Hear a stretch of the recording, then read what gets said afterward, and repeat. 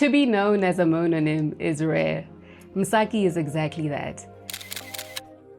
To perceive yourself is also one thing, but to be okay with what you're seeing is another thing. And I think there's a journey of self-compassion that happens there. Some of the voices that come up in that space are as old as, they've been with me since I was 6 years old. The first time someone will compare me to my older sister, or they'll be with me since I'm 13 and I have that teacher who's not really getting that, like, I'm a creative and I've got a bit of ADHD and I can't sit down and that, Yeah. All of those voices, you carry them. Maybe it's a coach that was too hard on me.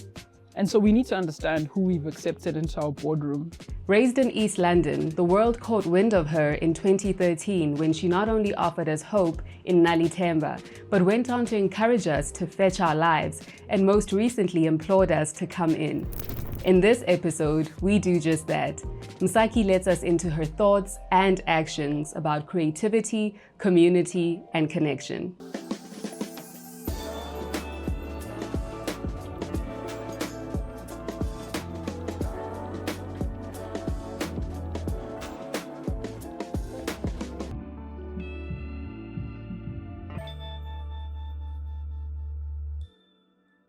What's up, everybody? I'm Helen Herimbi-Moremi, HHM. That is the in a Helen Herimbi-Moremi podcast. And this is the space where we get to speak to people who make me go, people who really intrigue me. And today is no different. I'm speaking to one of the most interesting people, not just artists, in the world, on the planet, anywhere in life. Today's guest is Msaki. Welcome. Thank you. I'm blushing internally and Just on the inside. very grateful for that. No, yeah, this is gonna take a long time to show on the surface. How are you? You good? I'm good. I'm very good. Just motivated, I guess, and trying to get through the days doing things that are important to me. Yeah. Yeah. Yeah.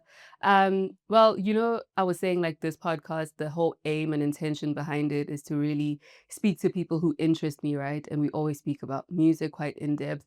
But before we even get into anything that we're going to talk about, what has intrigued you in the past 7 days? In the past 7 days, I've been just enjoying my 7-year-old's brain. Mm-hmm. She's been telling stories, but just off the cuff.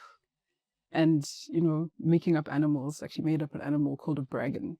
A braggin. A bear and a dragon. And she was like, and the princess got mauled by one of the secret creatures of the rainforest. I was just like, this mind is unhinged. And, she was just comfortable and confident. And she told a story when I had some friends over gathered, and she just initiated it. And I think about that a lot in creativity, like that childlike bravery, and real owning that you're creative and you're an artist and you express it all the time. You don't doubt it. It's like completely linked to your identity that you're a maker of things. Yeah. So I think that I found that really beautiful. It was on the weekend and I found myself thinking about it a few times this week. Yeah. That's so great. I would cry if I saw a braggin. Because, like, you can't, like, go into the trees. You can't, like, run. Just... And the end of the story, the princess's house, the princess ended up putting up a sign outside her house. After the braggin killed her whole family, that braggins are always welcome. Because in these monster stories, they're always either lonely or hungry, or they have like a thorn in their foot, some problem that like a kid can fix, but they're busy like chowing the whole town and burning and destroying everything. And so I think just the innocence of a child has me quite intrigued this week. You know what that also sounds like? Super reaching right now. But it sounds like closeted creative people. Okay. When they can't express their creativity, or they're like stuck in jobs, bragging, or all of that, then they're destroying everything around them. They feel like, how come when I'm Msaki, you can be a creative, and then I have to be here in this job? My empathy for that is so high, and I pick it up very quickly. And it's interesting what my daughter said, and braggins just really brag a lot, and nobody likes that. I was just like, it's one of the traits that we can't stand in people, but usually people that are bragging a lot are so insecure. Yeah. And they're needing to externalize their insecurity by saying the opposite of what they really feel inside. Like, constantly see me. So I think closeted creatives are hurting. And I've got a very soft spot for them, actually. Big time. Yeah. It's hard. It's hard. But like one of the, not even one of, the main reason I wanted to speak to you today, because I think I was telling you off camera that typically on the pod, we're talking to people about specific songs, specific lyrics, storytelling, all of that, right? But I saw you a couple weeks ago and you were giving this keynote speech presentation to all of us. And I remember there was a specific thing you said that I want to read to you that really made me like, we need to speak about this even more. And I feel like if it makes me feel like there's something there, other people will also be like, tell us more. You said, I think silence is the gateway drug to creativity. Oh wow, you wrote that down. Used to be a journalist. Did I even? I don't even remember saying that. But I think that's cool. Yeah. The thing that also took me aback is just like someone who's primarily known or like mainstream known as a musician, to speak about silence is like because we make a lot of noise. yeah, like you always have a voice. So yeah, for sure, I hear you. I know you don't remember saying that, but does that resonate with kind of your ideas? And yeah, most definitely. I remember it was under something I say a lot when people say that they're blocked. I'm like, I recommend silence, but silence with holding, because I really do believe that, every time I've given myself even a little bit of quiet, and that doesn't always look like just sitting still. Stillness looks like different things, taking yourself out of noisy spaces that are, geographical, physical. I find Joburg very noisy for me. Yeah. I can find solace and quiet in Joburg, but if I'm struggling to drop in, I just take a 40-minute drive out and I'm already starting to feel my breath change, and I'm already starting to feel the activity and everything, as it starts waning, something about my awareness starts rising. So it doesn't take long to reward me. I've never had to wait 4 days for silence to reward me. Anytime I try to keep quiet, whether it's in my own space at home or I intentionally take time away, I will hear a lot of things that are, that are internal, but also, hovering over me. Things that I haven't had a chance to process. All of a sudden, find space to feel like something. I get a chance to step back and perceive myself. So it is the beginning of my creative process, and I've never been disappointed if I take intentional time to be quiet. Yeah. Yeah. I think that can be like such a game changer for people, but people who believe they're blocked will always find an excuse to not be silent, right? It'll always be like, I have to make this money, so when am I going to be quiet? Yeah, I mean, my empathy in that space as well is because there's so many different ways to approach blocks. And sometimes it's just switching, from trying to force your left brain to do something to go to your right brain. But I always talk about how like you need to go where there's ease. So if you can't become more creative by like pushing down a brick wall. Like if there's a closed door, you need to kind of reverse and be like, what's happening with this door? Let's see if I can't use the window. And if that means if you're not finding your ideas as an architect and you're struggling to find interesting ideas, go and watch the Nutcracker. Go and watch a play. Go and listen to music. Find a way to be quiet, but you need to keep switching. Yeah. And yeah, also if like people are struggling to be extremely creative in a left brain way, do something. If you're struggling to be creative in a right brain way, so you're not enjoying your poetry or your art or whatever it is that you're making, then maybe you need to do something mechanical. Maybe study color theory for a week. Yeah. Maybe practice your scales, like switch it up so that your brain is not knocking on the same nerve and finding no result, and you're becoming more and more exasperated and frustrated, and feeling like you're failing. There's always a way to keep like you're moving. So yeah. Sometimes it looks like silence. You also said, I know I wrote this down and here it is. You said it's very difficult to have a creative block when you're being honest with what's going on and have the chance and have had the chance to perceive yourself. What does it mean to perceive yourself? Man, you just want to talk about songs. Should we just talk? No, this is amazing. I love talking about this stuff, and I think that's a spatial question, and that's why I was like, having silence means you can have a different vantage point, you know. I don't know, to perceive yourself is also one thing, but to be okay with what you're seeing is another thing. And I think there's a journey of self-compassion that happens there, because you can see yourself and you can be like, this is so annoying. Why am I still here? You know, or you have a chance to face like what's happening in your shadow, because that's what silence will do. It'll show you the stuff that's good and the stuff that's not so great. Yeah. And so when you see the stuff that you want to change and the stuff that's frustrating, what is your language? You know, and in the creative process, that stuff is coming up all the time. Yeah. People are so hard on themselves as they make, because it's so connected to reaching to the shadow, to the light. It's so connected to facing yourself. And if you don't have a language that has a lot of compassion when you see things that are not great, you might find that you get stuck there, because you're the one that is not going to be able to move past with compassion. Yeah. So I don't know if that makes sense. Yeah, it totally makes sense. And it also makes me wonder about the persona that we know of you, right? Like, because obviously, like, you, as a public figure, you give us what you want to give us, and we don't know you personally. We're not in your house, right? But your persona is very positive, like from a Nali Temba to even Ubomabmanga or anything. You're always like super encouraging. Is that how you speak to yourself when you are getting that silence and seeing the negative and the positive?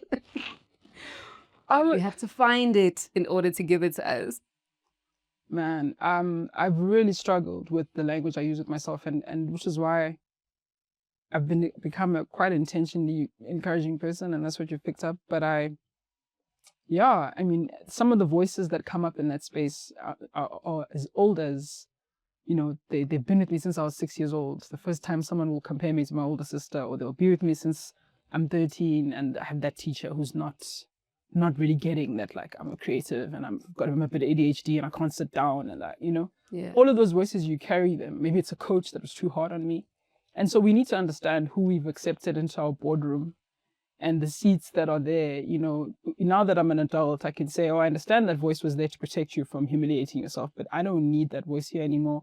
And it's cool. Like, let me speak to myself now. Yeah. You know, I have a different vantage point, and I've got words that are going to build and not break. So swapping that language also, it comes with understanding where that root lie comes from. And so it's interesting, like, all of my unhelpful language that comes up in my creative space: you're too much, you're not enough, you're too much. If I look at all of the people that I allowed into my boardroom when I was young, they you know, some of them had good intentions, and others they were just completely ignorant that they're having that effect in the way that I'm talking to myself and perceiving myself. And so when I saw, oh, there's a common denominator here, and it's coming back to this core lie, which is that I'm too much, I'm not enough. Yeah. I catch it early now when I hear it in my own head, because you think that's your voice, but it's not. You've internalized it from somewhere, because when you're a kid, you're a brave creative who was willing to stand up on a table and tell a story on a whim. Yeah. So now when you're second guessing yourself as you make and as you write and as you create, docking those voices and replacing them with the truth, which is you're capable and you're gonna get past this block, and you actually are doing fine. You're doing great, actually. Yeah. When you were a kid and you had all these coaches and all of that, were you like, did you know that you're a creative person? Not really. I grew up a jock. I mean, I think you can still see it. I love sport. Other than constantly, you know, to dress like a teenage boy, I do think I'm a very sporty person. People can pick it up, but I loved sports, and it was a big part of my life when growing up. And it was something that my family was into as well. All my siblings are practicing like sports practitioners. And so really shut down a lot of sensitive things in that space, because it's just about training and getting through the pain, and, you know, you just show up, and discipline is a big word. And so the idea of grace, it comes with the sensuality of creativity, but like my formative years are about just get on with it. Don't be, you know, just be tough, get through it, wake up at 5, do the laps, do the thing, like finish your training, don't complain, be a team player. Suck it up. That's the language. I played hockey when I played tennis, but I did everything. Like, I ran, I did cross country, I loved anything to compete and to be outside. I was playing it. I played cricket at some point. Oh. Province. I played. That's so cool. So sport was like a big part of my identity. Yeah. Yeah. I'm a really big fan of like sport documentaries and things too. like that. But I also think there's something very problematic about, or I should say it like this, there's a threshold, right? Like you should be disciplined, yes, and you should strive to be the best. But then there's this other territory that we go into after that, where it's like by any means necessary. So even your mental health, and even like not being a team player for some people, right? Like if you look at like basketball or whatever, where people are thinking about their paychecks and that kind of thing. So I think there's value in that, but I'm also wondering, do you think there's value in the kind of discipline that you learned serving you in the music industry? That's such a great question. I honestly don't think I would have been able to start my own business and run a team if I didn't have the discipline that came with all of that, like the youth training of, because it was a big, I think even 21, 22, I was still playing a provincial hockey in Eastern Province, and it was responsible for a scholarship that I was under. So I had to play for a couple of teams to be able to maintain the scholarship. And it really gave me a framework for a lot of things that I'm using now.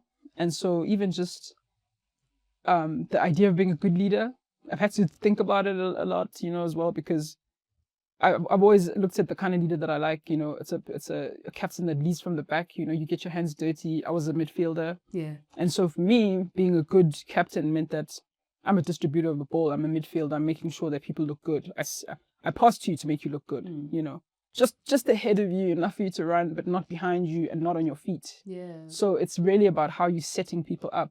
And I use that in kind of, leadership qualities. And it's in the music industry, I know it's weird to think about leadership, but I run a team. I run a production team. I run teams when I'm producing my own events. Yeah. I have people that I've trained to serve independent artists in South Africa. And the first thing I talk about is compassion.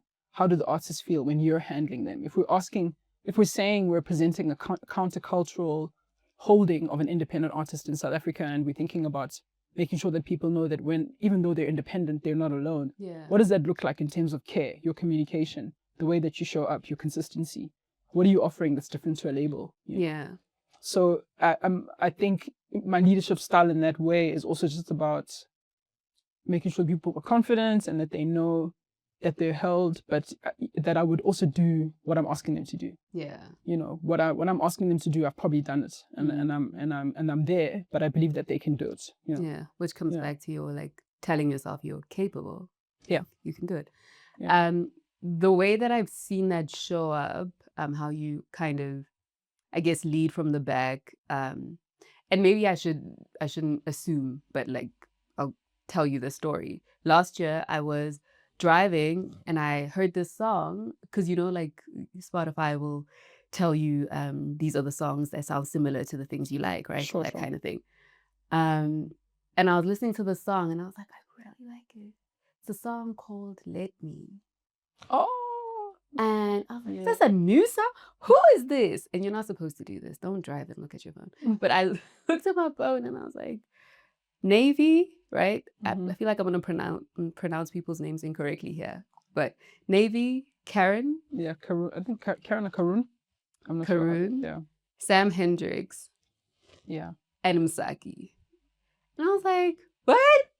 And then I just hear you in the BV, basically. You're like in the backing. In the clouds, in the Holy of Holies. And if you listen to the EP, like you're singing a verse on one song, right? But the rest of the songs is literally you playing support. And for me, I felt like that's such a great way to use your influence and your platform, right? So somebody who had Fetch Your Life in their rotation might come across that song, you know what I mean? And then be like, who's Navy? Sure, they're amazing artists. Yeah. They're incredible. I was lucky to be in a room. I actually went to a Spotify Rising camp in Nairobi. Oh, nice. Spotify in Colors. And we just clicked and we decided that we're going to be proactive about the songs. In fact, Navy was, really, really at the forefront of saying, guys, we've got something special here. Let's try release this together. But in the writing process, I don't do well at camps. Why? Because I have a lot of empathy. I think also besides silence, empathy is my favorite creative tool. I say the word a lot, right? Yeah, you do. It's a really big part of the way that I move. And I find myself, I clock a room very quickly. And if there's people that are louder than other people, I'm always trying to facilitate the other voice to have space. Yeah. And so, I was doing a balancing act in that room. And I think it served the project well. I'm always thinking about like the whole thing. And I think it goes back to being a person who grew up playing team sport, Yeah. What does the soul of the song want? It wants everyone to be expressed in a way that's full. And I also think that my voice takes up the space that it needs to take in whatever moment. Yeah. And I'm happy with it being absent when it doesn't need to be there. So it was actually an honor to serve in that way, because those people have got the most incredible voices. Karun on her own, Navy on her own, like the richness of their voices, they needed as much space as possible. But also, yeah, just to support like somebody else's momentum to want to realize something. It was, yeah, really, really a pleasure to be part of that project. And another reason why I don't do well at camps is I find that I'm most creative at odd hours, and camps are usually during the day and there's a lot of people, there's too much energy, I'm super sensitive. And I don't think I've ever written like a lot of things that I'm proud of at camps. And I'm a camp choker, but I try. Like they still keep inviting me to camps, and I'm just like, guys, I don't know if I'm a camp person unless I curate, because I like making balance. Unless I'm partly curating it, I will think about myself and the fact that I know where my weaknesses are, and I know that, within collaboration, a weakness is it's an opportunity to invite a collaborator that's strong in that place. And sometimes they put you in groups in camps where it's like, these people are all strong in the same thing. It's not going to make sense, Yeah. But that was a beautiful experience. I really loved it. Yeah. Yeah. I really like that EP, and I was pleasantly surprised.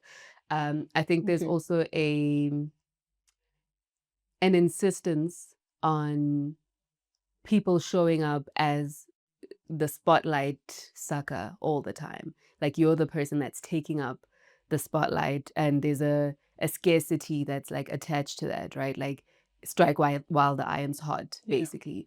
And I'm wondering about like how you view being a creative person and momentum.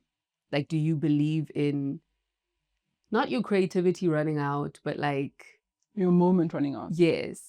This as a creative person. As a creative person. This is an interesting conversation, because I've had so many people try to scare me with this idea that like, oh, why are you taking a backseat when, there's so much demand for you and nobody's going to care for very long. So why aren't you just milking it? And I was like, I'm really, really interested in being an artist for as long as possible. And so that means, yielding to the internal ebb and flow of what my gift is showing me. Yeah. So I don't need to go all out just because I'm afraid that people won't care anymore. I will always find a way to reach the people that I need to reach. And as long as I'm expressing myself in a way that is present and that is dealing with the things that are on my, on my creative plate at the time, and I feel like I'm doing work that's integrous, I'm gonna find people. I'm not, and I refuse to internalize that fear that comes from whoever, and it comes from many people. Sometimes it comes from has-been artists. It comes from people that have been burnt by the industry, or people that have come back and no one had time for them because things had moved on too quickly and they didn't reimagine themselves, or they didn't find a way to, and I've also found that fear is a bottom line fear that I don't have. I think when you said scarcity, I really, really believe that I'm wired to an ecosystem of abundance. Yeah. And I don't have fear of things running out, especially because I keep myself replenished, and I try to keep a generous ecosystem. So because I've got lots of stuff to do, I always have what I need. Because I've got lots of things to activate for people, I always have more than enough. And so how did you get like that? I feel like, teach us. No, I mean, our mothers are like this. Like my mother would make sure that everything happened, and everybody that needed something, she would find a way to make it happen. Yeah. And you always wonder, like, how are these women serving the extended family and their friends at work and helping out at church, and And she was never bitter about it. And I know that whole like the Mbogodo chat of you're the woman who never gets a chance to be tired. Yes, there was that aspect of like, when is she allowed to be tired? But there was another magical part of it that's 5 barley loaves and 2 fishes aspect of it, where it's like there's always enough because she has such a giving heart. Yeah. And ubele, it feels like a generating quality, a person who's warm and a person who's giving and a person who's generous. That sounds like a generating energy, generous. Yeah. There's something deeply rooted in me that has operated like that without questioning it as a way of life. That's amazing. I feel like I need to like hear. Or maybe I got lucky, just got raised by this incredible woman and saw it in action from very young. No, I think you're very right, especially like Black women. Magical. Like beings. those moms, somehow they make it happen, right? But Yeah. I think maybe it's also being in corporate environments or like capitalism having a chokehold that you are like indoctrinated into thinking there's not going to be enough. Yeah. There's only one person who can do this, or you know, you need to like, yeah, just like dance for your supper or whatever. Yeah. I think there is that, and I think kind of linked to your philosophy around, I think you said love is a currency, right? Creativity and love on your Substack. Oh, thank you for reading. You That's said so love and currency. I mean, love and creativity is a currency. And I think for most people who are on the outside looking in, they would be like, but what do you mean? Because cash is what is a currency. You know what I mean? Goodness, what did I actually mean now? I have to think about that book. I know what you were basically talking about, like community and like connecting with people and I mean, I remember because this is the stuff that holds me together. And I mean, maybe I can give an example.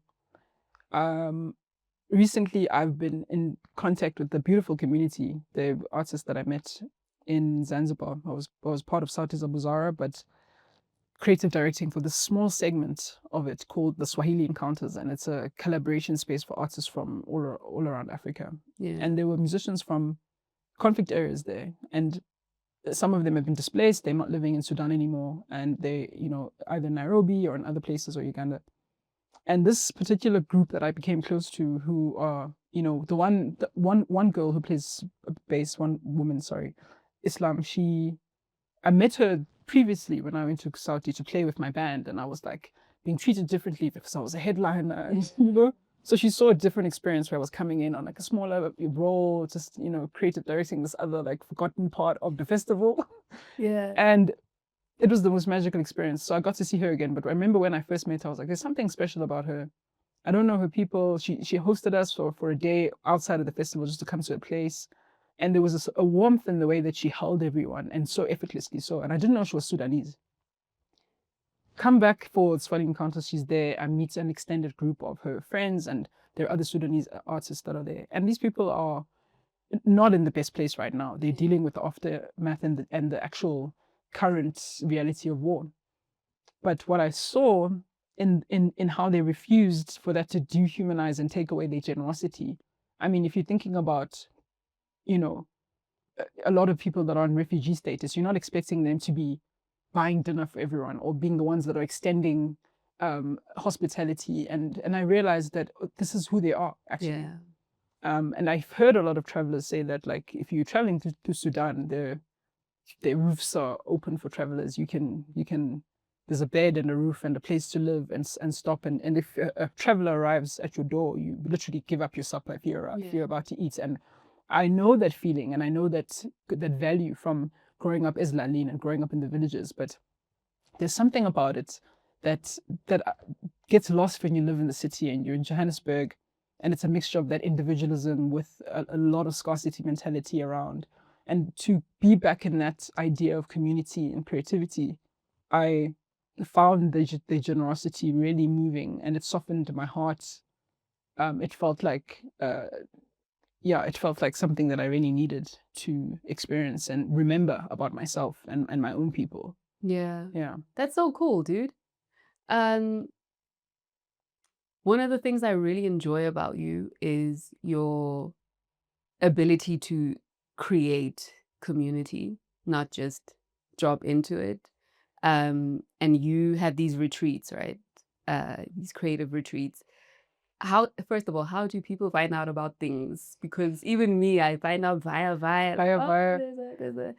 Oh. But just tell me a little bit about like what's the intention around the retreats and yeah. So the retreats are under something that I call Misimu Life. Misimu means seasons in Swahili. And I have a business partner. He's a life coach.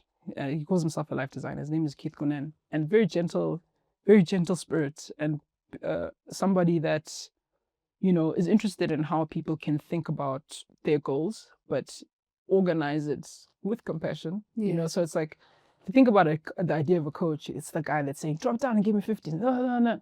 It's, you know, holds you to your own intentions. But the one thing that I really like about Keith is that he helps people try to articulate what their life mission is. Yeah.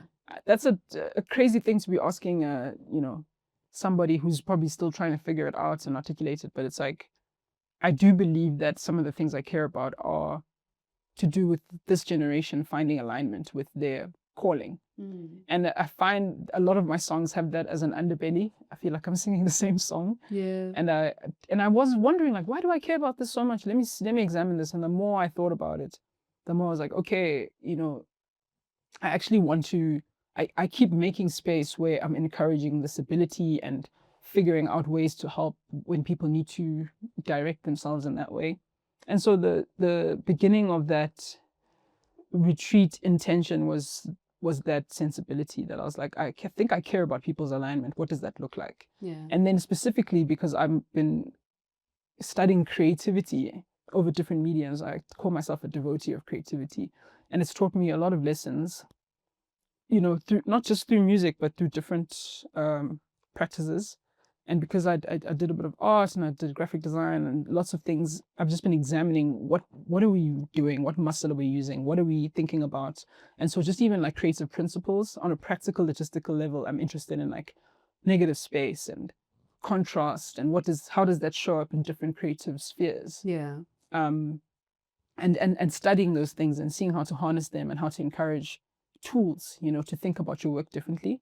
So there's that aspect of it, which is quite like geeky and almost mathematical. I do diagrams and I love that part of it because it's just like, let's get to it, you know? Yeah. Let's get to the things the tools that we're all using, whether you're a musician, whether you're an architect, whether you're a dancer, there are things that we're thinking about in the way that we do our practice. So it's almost like a philosophical view of creative practice, which I love sharing. And then the other side is kind of speaking to the spiritual part of creativity and the stuff that I was mentioning about self-compassion, this awareness of where the wounds come from, how you're speaking to yourself in your process, and really encouraging a generosity with yourself in your creative process so that we have healed creatives that are rooted in humility. And then Keith is doing his thing and I'm doing my thing. We invite somebody to help people move or breathe, to get out of our heads and into our bodies. Yeah. And the aim of it is because I find that my peers are tired and broken, and in an industry that distorts your value a lot and kind of challenges the core essence of who you are all the time without realizing it. And it's fun things. It's like someone will say, a post on Instagram and say, you have one concert to go to. Who are you going to go to? They show 1, 2, 3, and they pit us against each other. Yeah. And it's myself, it's Ami, it's Simi, and it's Nkosazana daughter. Yeah. And some people will internalize those choices that people are making to entertain themselves and say, I'm not worthy, or I'm not. That's a very, you know, dumb example, but it's stuff like that where it's part of our industry where we are pitched against each other. We're broken apart for people's entertainment.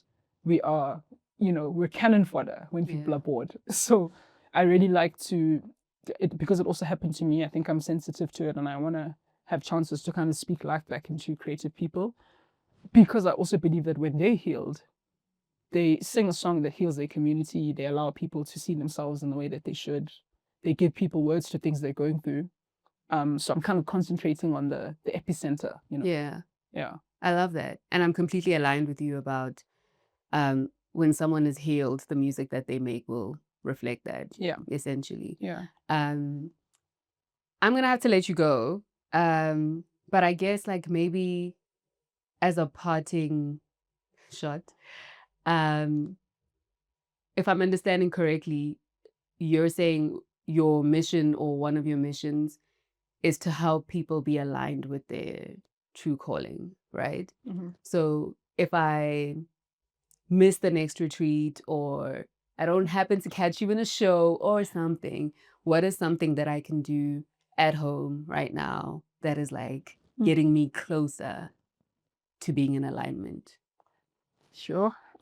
I know it's the last question, so it's heavy. Yeah, that's interesting. I mean, if I say I recommend silence, it's going to be like I believe too much in the silence. But I had a very beautiful book launch the other week, and we had a time where people were sharing some unfinished poems. I was reading some of my songs as poems because that's what they start as. And I've come to accept that now. I used to be very, very insecure about calling them poetry, but I was like, actually, no, they read well. And I think I'm going to be confident with that and put them out in that way. And so I opened the circle to other people that were sort of like, I had a bit of trepidation about their poetry. And I would say to people that are just wanting to step closer to something that is precious to them, that is internal, if you've got enough clues, it's to really get past that fear, So I don't know how you can find yourself with people that are going to encourage you, like find yourself within people that can celebrate that small step. Because it's not going to be like you're going to make a decision overnight and everything is going to be aligned. It's going to take a couple of decisions, whether it's leaving that job or getting to a point where you know what it is that you want to do or say. It really, really, you need people that are going to mirror you and cheer you on as the magic staircase, which is what Keith likes to say. Like you take one step and then the next step appears. And, you need cheerleaders and you also need to back yourself as those steps appear. So practical advice is really like, you need to call on your community and share something and say the thing, articulate it. If you have clues, even if it's not clear, make of it like, even if it's putting together a couple of your siblings and saying, I have this dream in my heart and it goes like A, B, and C. If you're scared to externalize it with people, write it down in your quiet time, in your space, in big, bold letters. Let it live somewhere outside of your head, outside of your fear, outside of your trepidation about if it's the right thing to do, if you can or cannot do it. But if you have the bravery, bring a circle of witnesses and see what happens when you start externalizing this idea and inviting people to encourage you on this journey. I would love it if somehow we cross paths and there was a way to encourage you. And so, yeah, hopefully anyone watching this, hopefully will get a chance to connect in that way where people are being brave enough to say, this is what I'm here to do. And I will be there, like clapping and celebrating with you for sure. That's so great. And then they can be less of a bragging, Thank you so much for coming to talk to me about creativity. I know there's going to be 12 comments that are like, but why didn't you ask her about this song and this song? Look, next time we'll talk about songs. Thank you so much for watching. Thank you, Msaki, for coming to join us. We'll see you on the next episode of a Helen Herimbi-Moremi podcast.